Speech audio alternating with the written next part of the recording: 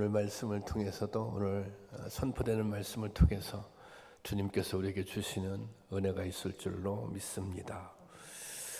코로나19가 지속되면서 우리 생활은 많은 제한을 받고 있습니다. 무엇보다 가장 큰 변화가 느껴지는 곳은 교회입니다. 교회는 함께 모이고 함께 움직이며 하나님의 일을 이루어가는 공동체입니다. 함께 모여서 예배도 드리고 함께 모여서 기도도 하고 함께 모여서 교제도 나누고 함께 모여서 주어진 사역을 감당하는 곳, 그렇게 하나님의 일을 이루어가는 공동체입니다. 함께 모여서 무언가 이루어가는 것, 그것을 역동성이라고 말합니다. 모든 살아있는 생명체는 활동을 통해 에너지를 얻습니다. 건강한 생명체는 힘차게 움직이는 역동성을 가지고 있는 것입니다. 그러니 건강한 교회의 특징은 역동성, 그렇게 말할 수 있습니다. 교회 역시 그래서 역동적으로 움직일 때 더 큰 에너지를 얻습니다. 그런데 교회에서 이 역동성이 사라져가고 있습니다. 코로나19도 한 요인이 될 수도 있지만 그것이 전부는 아닌 것 같습니다. 우리가 코로나 때문에 모임의 제한을 받아서 역동성이 떨어지는 것 같기도 하지만 그것이 전부, 그것이 모든 이유가 되지는 않는 것 같습니다. 우리 신앙의 역동성, 우리 신앙의 실천이 약해지고 있는 것입니다. 초대교회는 역사상 가장 큰 어려움을 겪었고 지속적으로 박해를 받았습니다. 그렇죠? 초대교회는 모이기가 어려웠어요. 그리고 초대교회는 또 박해를 받아서 교회가 깨어지는 그런 경험도 했습니다. 하지만 초대교회는 가장 역동적인 공동체였습니다. 내부적으로는 하나님 나라와 같은 공동체를 이루었습니다. 그리고 세상을 향해서도 강력한 영향력을 나타내며 최고의 부흥을 이루었습니다. 여러 가지 제한이 있었지만 모이기도 어려웠고 박해를 받기도 했지만 역동성을 잃지 않았다는 것입니다. 어떻게 이런 일이 가능했던 것일까요? 그 답은 바로 성령에 있습니다. 초대교회는 우리가 알고 있는 대로 성령이 충만한 교회였습니다. 오늘 읽은 본문에도 보면 성령이 강한 바람처럼 불어와 교회를 가득 채웠다고 기록하고 있습니다. 본문 2절 말씀인데요. 다 같이 볼까요? 시작. 호련히 하늘로부터 급하고 강한 바람 소리가 있어 그들이 앉은 온 집에 가득하며 그랬습니다. 이 성령의 바람이 초대교회를 강한 교회로, 든든한 교회로 세우는 것입니다. 성령은 초대교회와 성도들의 삶에 불어온 마치 바람에 비유한다면 태풍과도 같은 바람이었습니다. 이 바람이 성도들을 변화시켰고 교회를 하나님의 교회로 온전히 세우게 합니다. 여러분, 오늘 우리의 신앙에도 또 오늘 우리 교회에도 이런 성령의 바람이, 강력한 성령의 바람이 필요합니다. 성령 충만함의 역사가 필요합니다. 바라기는 우리 교회에도 이런 성령의 새 바람이 불어올 수 있기를 주님의 이름으로 축원합니다. 초대교회가 처음부터 역동적인 공동체였던 것은 아닙니다. 초대교회의 중심을 이루고 있었던 제자들은 사실은 소극적이었고 수동적이었습니다. 그런데 성령을 받은 후 완전히 달라진 것입니다. 예수님의 제자들의 모습을 보면 복음서에도 예수님의 제자들의 모습이 나오고 사도행전에도 예수님의 제자들의 모습이 나옵니다. 같은 제자들이죠. 그런데 그들의 행적과 태도가 완전히 이 복음서와 사도행전이 다릅니다. 마치 다른 사람을 보고 있는 것 같습니다. 베드로는 못 배운 어부였습니다. 경솔하고 다혈질이었습니다. 예수님이 십자가에 달리게 되자 3번씩이나 주님을 모른다고 부인했습니다. 그런데 이런 베드로가 완전히 달라집니다. 베드로가 성령의 임재를 경험하고 난 다음에 이제 사람들을 향해서, 그때는 유대인들이죠. 유대인들을 향해서 그리스도를 증거합니다. 유대인들을 향해서 그리스도를 증거한다고 하는 것은 이 굉장한 모험입니다. 그럼에도 불구하고 그는 그들에게 복음을 전했습니다. 사도행전 2장 38절 말씀인데요. 다 같이 볼까요? 시작. 베드로가 이르되 너희가 회개하여 각각 예수 그리스도의 이름으로 세례를 받고 죄 사함을 받으라. 그리하면 성령을 선물로 받으리니, 이렇게 하나님의 말씀을 담대히 선포했던 것입니다. 여기서 베드로의 모습은 경솔하고 다혈질적이고 무식한 어부가 아닙니다. 논리적이고 확신에 차 있으며 힘이 넘치는 모습입니다. 그동안 무슨 일이 있었을까요? 정답은 그는 성령의 임재를 경험했던 것입니다. 그래서 놀라운 역사가 나타납니다. 사도행전 2장 41절 말씀인데요. 다 같이 보겠습니다. 시작. 그 말을 받은 사람들은 세례를 받음에 이날에 신도의 수가 3,000이나 더하더라. 그 좀 부족했던 베드로가 말씀을 선포할 때 3,000명씩 회개했다는 것입니다. 더 놀라운 것은 이것이 베드로만의 변화가 아니라는 것입니다. 제자들 모두 완전히 달라졌습니다. 예수님을 만나 3년을 같이 지내면서도 변하지 않은 제자들인데 불과 50일 만에 바뀐 것입니다. 이들은 더 이상 겁쟁이가 아닙니다. 이들은 더 이상 무식한 어부의 모습도 아닙니다. 담대하고 지혜롭고 권능과 권위가 있는 사람으로 바뀌었습니다. 이 제자들을 바꿔놓은 힘, 그 능력, 그것은 바로 성령에 있다는 것입니다. 그런데 여러분, 제자들이 성령을 받기 이전의 모습이 있었을 거 아니에요. 그때에도 제자들이 예수님을 사랑하지 않았던 것이 아닙니다. 그때에도 제자들은 예수님을 만나서 배우고 가르침을 받고 깨닫고 같이 지내면서 제자답게 살고 싶은 마음, 제자로 살려고 하는 마음이 그들에게 있었습니다. 그런 결심이 그들에게 있었습니다. 하지만 그 마음을 실천으로 옮길 용기와 힘이 없었던 것입니다. 여러분, 따지고 보면 우리도 마찬가지입니다. 우리에게 성도답게 살고 싶은 마음이 없는 것이 아닙니다. 여러분, 하나님 말씀을 듣고 깨닫고 은혜도 받고 내가 믿음대로 살아야지, 내가 성도답게 살아야지, 내가 말씀에 순종해야지, 이런 마음이 우리에게 없는 것이 아닙니다. 이런 결심이 우리에게 없는 것이 아닙니다. 우리가 때로 죄를 짓지만 죄를 짓고 싶어서 죄를 짓는 사람은 없습니다. 우리가 마음을 먹어요. 내가 성도답게 살아야겠다, 내가 말씀에 순종해야겠다, 이렇게 마음 먹고 결심도 하지만 그 결심을 지키며 살지 못하는 것입니다. 그 결심을 지킬 수 있는 힘, 그 결심을 지킬 수 있는 능력이 우리에게 부족한 것입니다. 제자들도 그랬던 것입니다.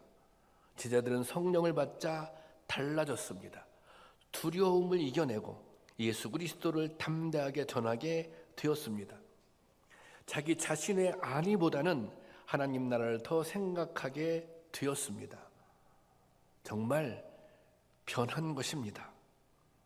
정말 결심만 한 것이 아니라, 마음만 먹은 것이 아니라 그 결심한 것을, 마음 먹은 것을 삶으로 살아가게 된 것입니다. 우리는 흔히 이런 말을 합니다. 성질은 하나님도 바꾸지 못한다. 그 사람이 가지고 있는 성질, 성격은 타고났기 때문에 하나님도 바꾸지 못해.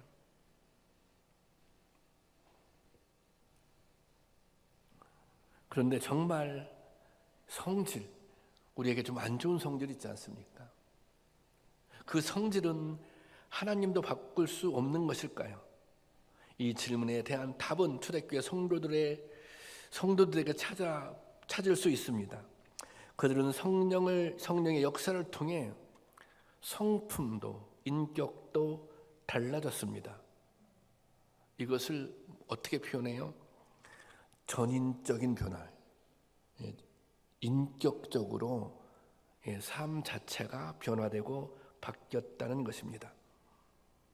성령은 우리를 전인적으로 변화시킬 수 있는 그런 힘, 그런 능력이 있다는 것입니다.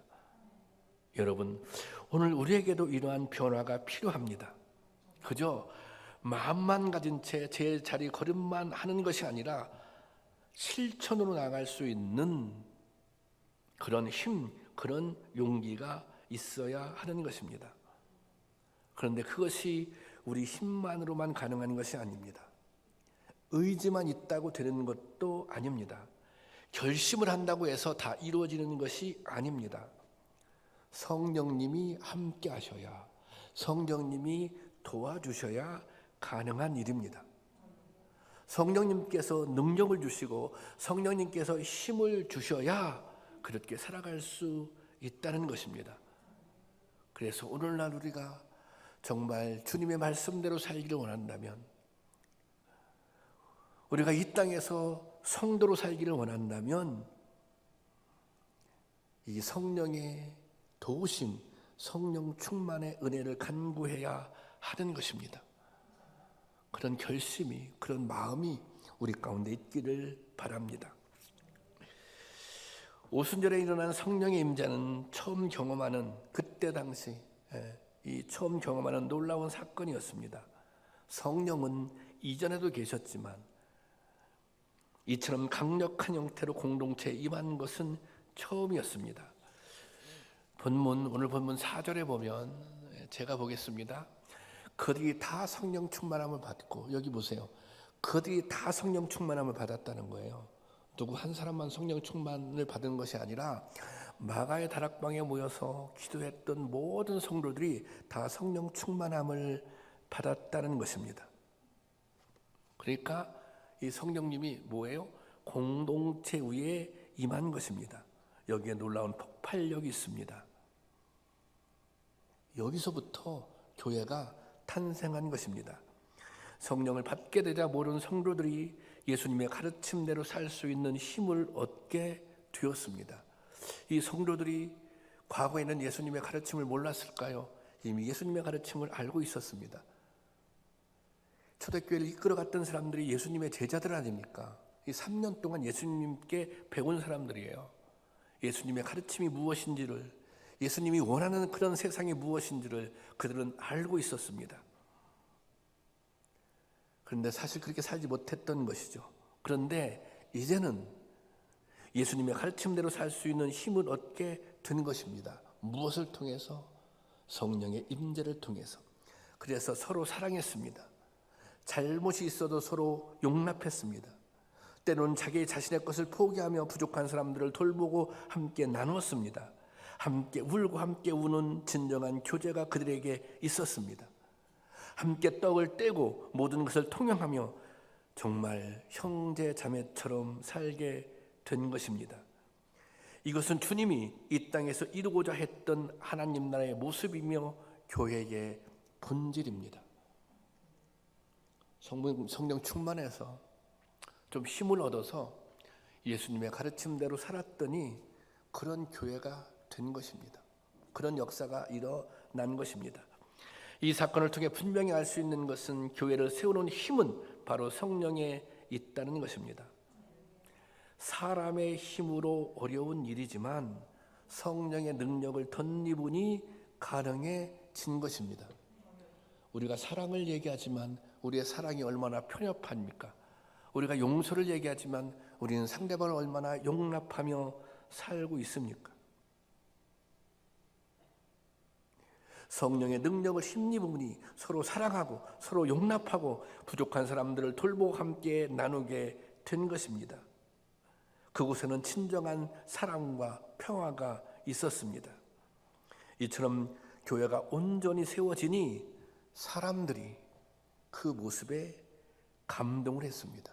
어떤 사람들이 그 모습에 감동했어요?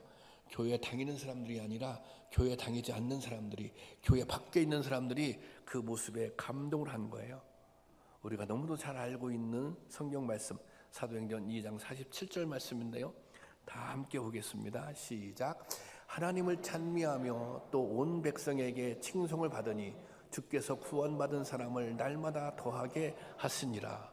저는 이 말씀을 자주 묵상하고 또 이 말씀을 가지고 말씀을 잘 많이 선포했지만 이 말씀을 읽을 때마다 제가 전율을 느끼는 부분이 있어요. 이 말씀을 보면 하나님을 찬미하며 그 다음에 온 백성에게 칭송을 받으니, 저는 이 말씀을 읽을 때 전율 같은 걸 느껴요. 온 백성에게 칭송을 받으니, 온 백성에게, 여기서 온 백성이라고 하는 것은 하나님을 믿지 않는 사람들, 교회 밖에 있는 사람들, 예수님을 모르는 사람들, 그 사람들이 교회를 칭찬했다는 것입니다. 예수 믿는 사람들을 칭찬했다는 것입니다. 그래서 그들은 교회를 통해서 삶의 새로운 대안을 발견하게 된 것입니다. 교회라고는 공동체가 세상의 희망이 된 것입니다. 여러분 생각해 보세요. 교회를 보면서 믿지 않는 사람들이 뭔가 희망을 발견한 거예요. 뭔가 삶의 대안을 발견한 거예요. 그래서 그들은 교회에 오라고 얘기하지 않아도 그 교회에 가보고 싶었습니다. 그래서 구원받은 사람들이 날마다 늘어났던 거예요. 오늘 우리 교회의 모습, 한국 교회의 모습은 어떻습니까? 교회를 보면서 믿지 않는 사람들이 교회를 칭찬합니까? 아, 교회가 있기 때문에 좀 세상이 타락하지만, 세상이 엉망이지만 교회가 있기 때문에 우리 이 대한민국에 희망이 있어. 하나님 믿는 사람들이 있기 때문에 그래 우리나라에 희망이 있어. 이렇게 생각하는 사람이 몇 명이나 되겠습니까? 오히려 언제부턴가 교회가 자꾸만 세상에 그런 비난을 받고 있지는 않습니까? 이 초대교회는 정말 세상의 희망이 되었습니다. 초대교회에 임했던 성령의 바람이 당시 유대사회에 강력한 영향력을 미쳤고, 그리고 온 인류의 역사를 바꾸어 놓았습니다. 이것이 성령의 역사인 것입니다. 여러분, 교회가 예수님을 머리 삼고 그 뜻에 따라 실천하려면 성령을 받아야 합니다. 우리 교회가 성령으로 충만할 때 우리의 삶이 새로워질 것입니다. 우리가 성령으로 충만할 때, 토를 단다면 성령으로 충만해서 그 충만한 능력으로 예수님의 가르침대로 살아갈 때 우리 교회는 교회다운 교회가 될 것입니다. 그리고 우리 교회가, 그리고 여러분들이 세상의 희망이 될 것입니다. 그런 은혜가 우리 가운데 있기를, 그런 성령 충만한 은혜가 우리 가운데 있기를 주님의 은혜로 축원합니다. 이 제자들, 이 초대교회 성도들은 이 성령을 갈망했습니다. 성령님을 갈망했습니다. 우리가 꼭 성령님의 임재를 경험해야 돼. 우리가 꼭 성령을 받아야 돼. 이런 마음이 있었단 말이죠. 왜 그랬을까요? 왜 그들은 그렇게 성령님을 갈망했을까요? 그 이유는 그들이 어떻게 살아야 할지 답이 없었기 때문이었습니다. 그들의 현재 삶이 너무 막막했기 때문입니다. 이 상황이 어떤 상황이에요? 자, 보세요. 예수님이 돌아가시자 제자들이 뿔뿔이, 예수님을 따르던 사람들은 다 흩어졌습니다. 예수님이 부활하셔서 다시 모이게 됐어요. 그런데 예수님이 그들과 함께 살아가나요? 그렇지 않습니다. 예수님은 승천하세요. 다시 하늘나라로 올라가셨어요. 그러니까 다시 제자들만 남은 거예요. 다시 예수님을 따랐던 그런 무리들만 남은 거예요. 그런데 예수님도 안 계신데 그 다음에 뭐가 기다리고 있어요? 박해가 기다리고 있어요. 이게 어떻게 살아야 할지가 막막한 상황입니다.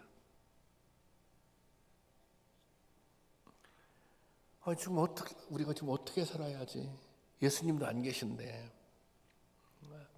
이제 곧 박해도 다가올 텐데 우리가 어떻게 살아야지? 그렇게 생각할 때 자신이 할 수 있는 일이 별로 없었던 거예요. 여러분, 우리도 그럴 때가 있지 않습니까? 막막할 때는 어떤 때가 막막해요?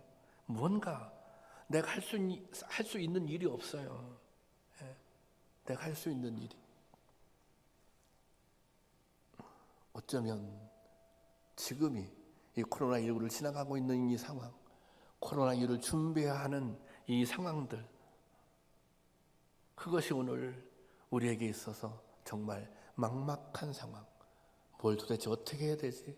우리가 뭘 어떻게 준비해야 되지? 그런 상황일 수 있다는 것입니다. 막막한 상황이에요. 그런데 예수님께서 이미 거기에다 답을 주셨어요. 어떤 답이냐면 요한복음 16장 7절 말씀입니다. 요한복음 16장 7절 말씀 조금 밑에 있어. 아까 보세요. 시작. 내가 떠나가지 아니하면 다시 올려가. 시작. 내가 떠나가지 아니하면 보혜사가 너희에게로 오시지 아니할 것이요 가면 내가 그를 너희에게로 보내리지. 스톱. 거기서 자, 내가 떠나가지 아니하면 보혜사가 너에게 오시지 아니할 것이요. 예수님이 떠나가야 보혜사가 너에게 온다는 거예요. 예수님이 떠나가야 그 보혜사는 성령님이잖아요. 보혜사를 하나님께서 보내주신다는 거예요. 아니, 성령님이 얼마나 이게 대단한 분이면 이게 예수님이 떠나가는 게 유익이라. 그 다음 한번 보세요. 그 다음 그 하반절 있잖아요. 하반절. 여기 하반절. 거기 보내리니 아니. 거기. 자, 여기 보세요. 내가 떠나지 아니하면, 예수님이 떠나가지 아니하면 보혜사가 너희에게로 오시지 아니할 것이요. 예수님이 떠나가야 보혜사가 온다는 거예요. 가면 내가 그를 너희에게로 보내리니 그랬습니다. 예수님은 성령을 보혜사로 소개하고 있어요. 보혜사라고 하는 것은 돕는 자, 보호자라는 뜻입니다. 그런데 이 돕는 자, 이 보호자가 너무 중요하다는 거예요. 너무 중요해서 내가 여기 있는 것보다 그분이 오시는 게, 성령님이 오시는 게 더 너희에게 유익이야. 그렇게 지금 말씀하고 있는 것입니다. 그래서 예수님이 안 계신 상황에서 이 제자들, 이 성도들에게 무엇이 희망이에요? 성령님만이 희망이었기 때문입니다. 그래, 그 성령님만이 이 막막한 이 상황에서, 이 답이 없는 이 상황에서 성령님만이 우리에게 답을 주실 수 있어. 성령님이 도와주시면, 돕는 분, 성령님이 보호하시는 분, 성령님이 보호해 주시면, 또 성령님이 인도해 주시면 예수님과 함께하는 것, 예수님과 동행하는 것 똑같아.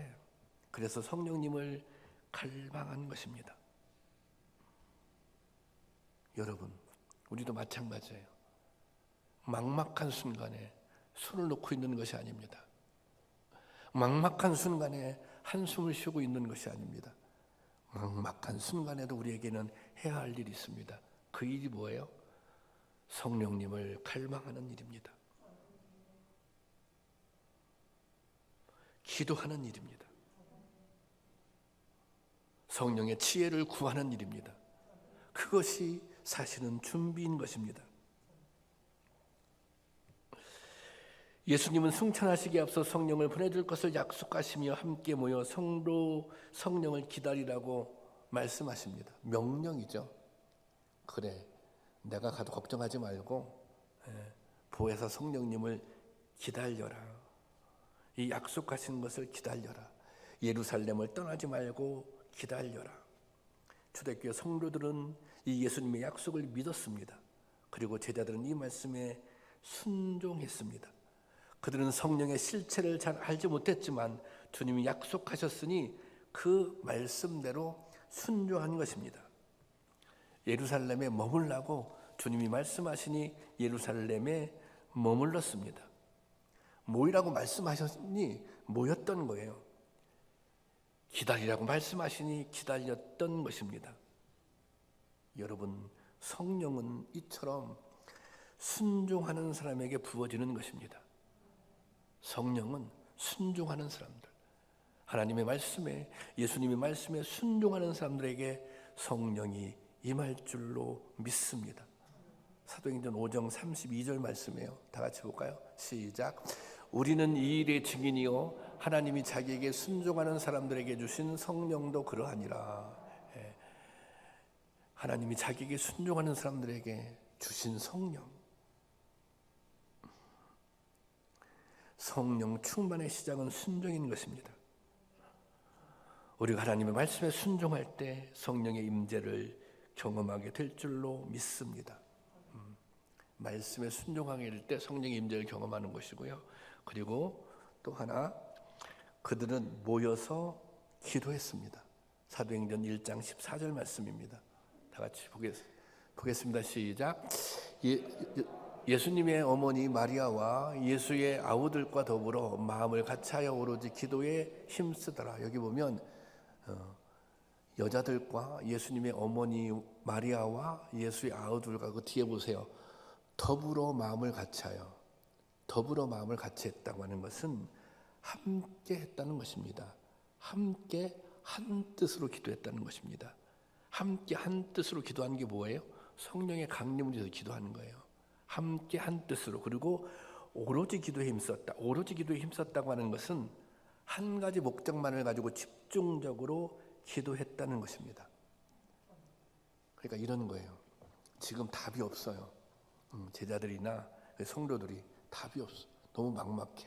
근데 답은 딱 한 가지예요. 성령님이 임재하시면 돼요. 예수님이 그렇게 말씀하셨으니까. 그러니까 오직 한 가지, 성령의 강림, 그 한 가지에 집중해서, 오로지 거기에 집중해서, 이게 한 사람만 막막한 게 아니잖아요. 그 온 성도들이 다 모여서 함께 오직 한 가지 목적만을 가지고 집중해서 기도했다는 것입니다. 그때 성령이 임재했다는 것입니다. 그때 성령님께서 강림했다는 것입니다. 여러분, 이것은 2000년쯤의 초대교회 역사만이 아닙니다.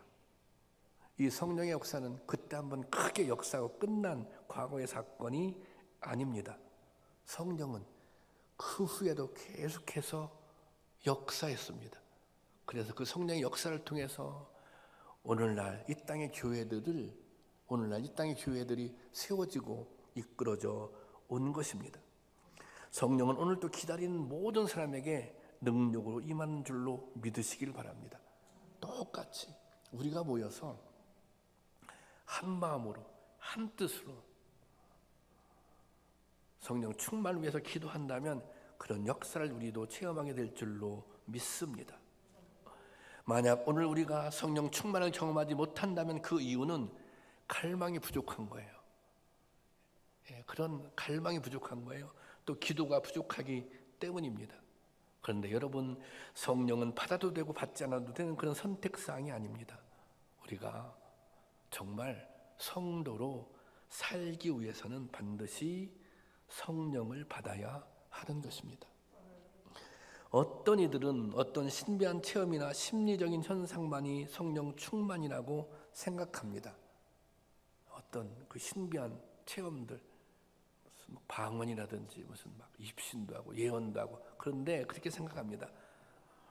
그런데 그것이 다가 아닙니다. 성령의 역사가 나타날 때 성령은 무능한 사람을 유능하게 만들어줍니다. 우리를 지혜롭게 합니다. 또 성령님은 우리를 위로하십니다. 갈라디아서에 있는 다양한 성령의 열매들이 있지 않습니까?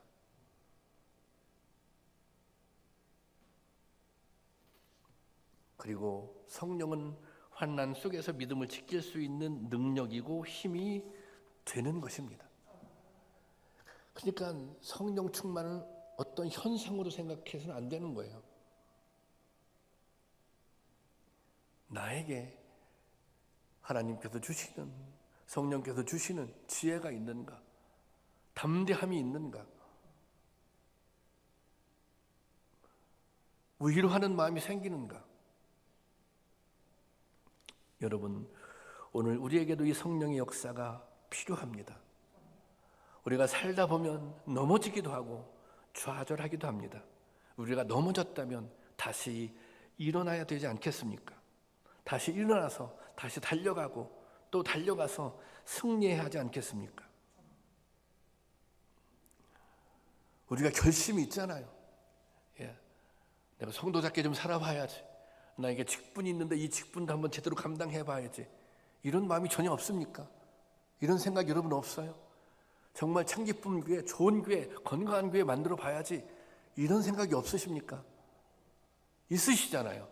그런 생각이 있으시다면, 그런 마음이 있으시다면 우리는 성령 충만을 사모해야 하는 것입니다.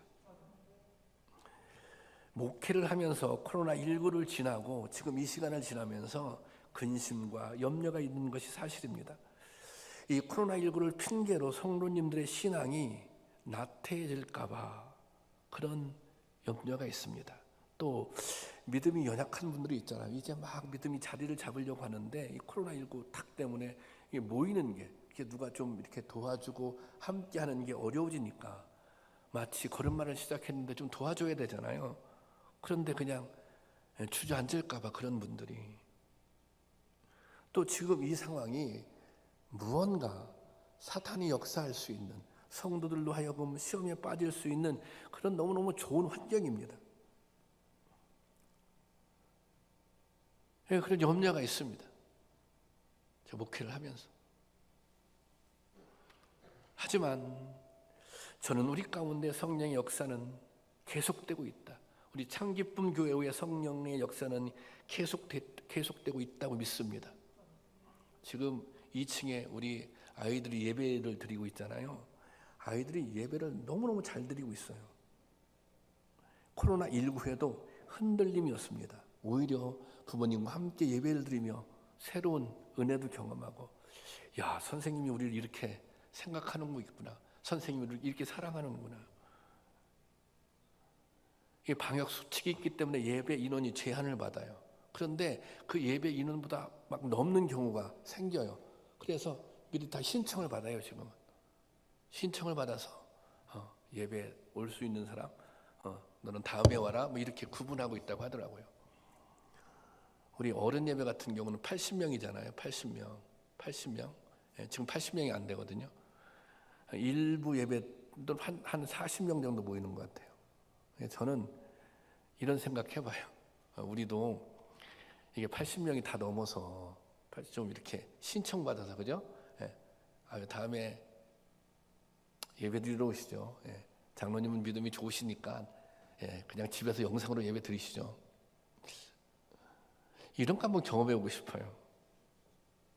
미래 세대가 너무나도 잘 준비되고 있습니다. 저는 이것이 성령의 역사라고 생각합니다. 우리 연로하신 성도님들이 교회 못 나오시잖아요.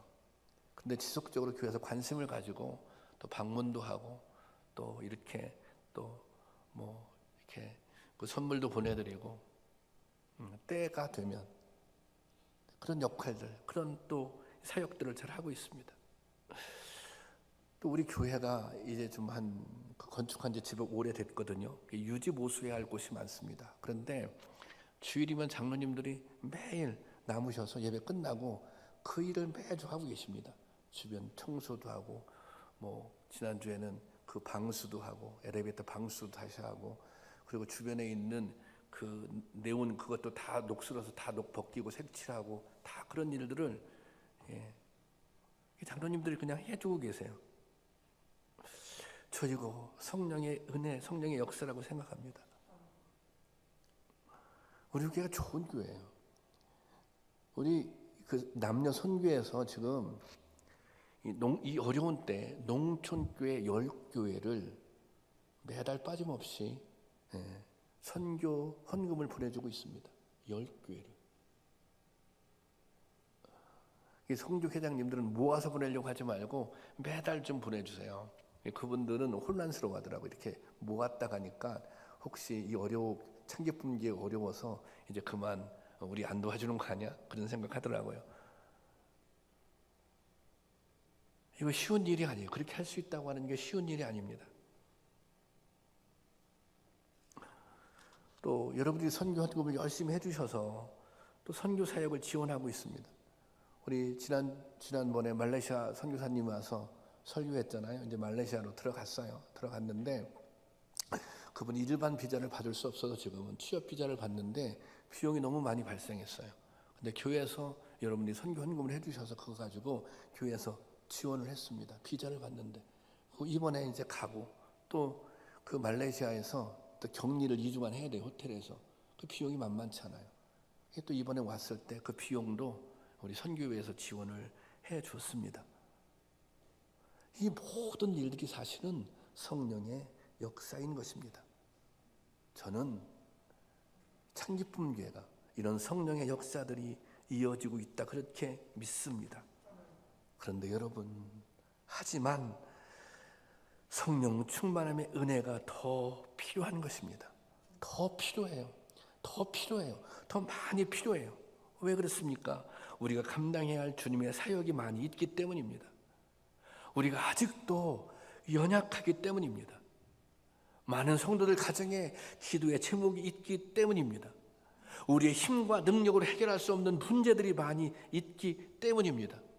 우리가 감당하고 이겨내야 할 시험이 있기 때문입니다. 그래서 우리가 더 기도해야 하는 거예요. 우리가 더 성령 충만을 간구해야 하는 거예요. 여러분, 성령의 능력을 힘입어야 주저앉지 않습니다. 넘어진 자리에서 다시 일어설 수 있습니다. 그리고 하나님의 사람답게 성도답게 살아갈 수 있는 것입니다. 또 시험을 이기고 승리할 수 있습니다. 우리가 항상 상황 때문에 문제가 되잖아요. 코로나도 상황 아닙니까? 상황. 그런데 상황에 매여 사는 인생이 아니라 상황을 넘어서고 상황을 극복하고 상황을 다스리는 인생으로 살아갈 수 있습니다. 그래서 성령이 필요한 것입니다. 여러분, 성령님을 갈망하시기 바랍니다.